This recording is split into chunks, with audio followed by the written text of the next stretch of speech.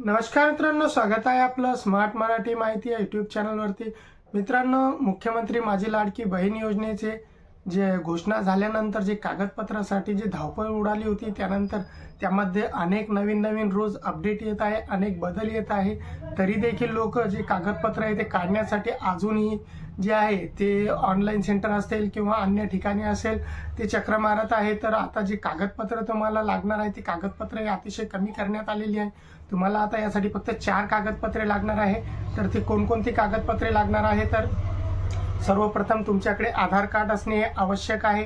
तुमच्याकडे आधार कार्ड असायला पाहिजे। त्यानंतर जन्माच्या पुराव्यामध्ये जे पहिले डोमेसाइलची अट घालण्यात आलेली होती, आता ती डोमेसाइलची अट ही कमी करण्यात आलेली आहे। तर जन्माच्या पुराव्यामध्ये तुमच्याकडे जर डोमेसाइल उपलब्ध असेल तर तुम्ही डोमेसाइल लावू शकता, नसेल तर तुम्ही त्यामध्ये शाळा सोडायचा दाखला टीसी देखील लावू शकता।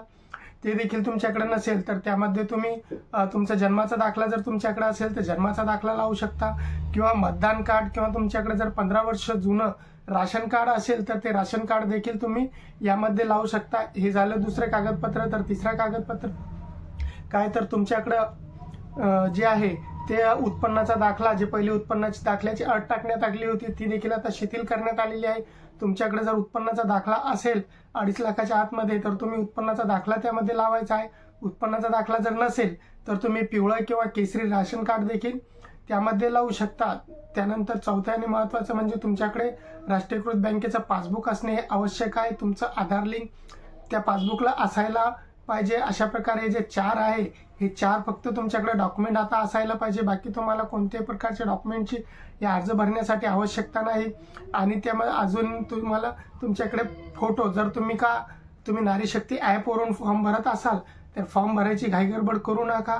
भरपूर वेळ गव्हर्नमेंटने दिलेला आहे, 31 ऑगस्ट पर्यंत तुम्ही केव्हाही हे फॉर्म भरू शकता। तुम्ही जर 30 ऑगस्टला जरी फॉर्म भरला तरी तुम्हाला जे आहे तो फॉर्म तुम्ही 1 जुलैपासून जी योजना चालू झाली त्यामध्येच ग्राह्य धरल्या जाणार आहे, आणि आज भरला तरी त्यामध्येच ग्राह्य धरल्या जाणार आहे।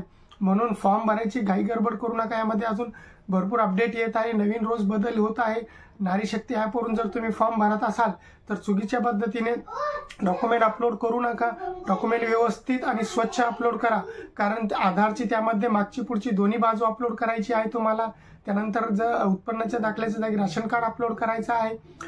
त्यानंतर तुम्हाला जे आहे ते तिथे एक हमीपत्र दिलेलं आहे, ते हमीपत्र डाउनलोड करून त्याची प्रिंट काढून त्यावरती सही मारून तुम्हाला ते हमीपत्र त्यावरती अपलोड करायचं आहे, आणि फोटो तुम्हाला लाईव्ह घ्यायचा आहे त्या ॲपवरून जर तुम्ही फॉर्म भरत असाल तर ह्या चुका करू नका, जेणेकरून तुमचा अर्ज हे बाद होणार नाही। म्हणून घाई गडबड करू नका। ॲप अजून अपडेट होत आहे, व्यवस्थित अपडेट होऊ द्या।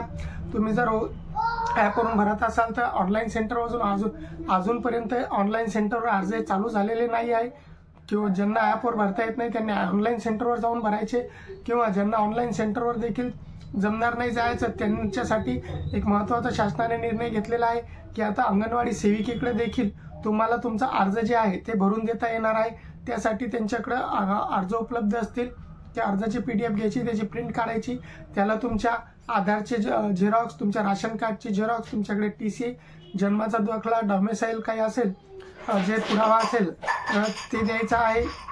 ते जर नसेल तर त्या बदल्यामध्ये तुम्ही मतदान कार्ड देखील देऊ शकता, आणि पासबुकचे झेरॉक्स आणि 2 पासपोर्ट फोटो अशा प्रकारचे जे ऑफलाईन अर्ज सुरू होणार आहे सोमवारपासून, ते ऑफलाईन अर्ज तुम्ही देखील अंगणवाडी सेविकेकडे जमा करू शकता। त्यासाठी मित्रांनो कुठेही तुम्हाला जायची आवश्यकता नाही, घाई गडबड करू नका।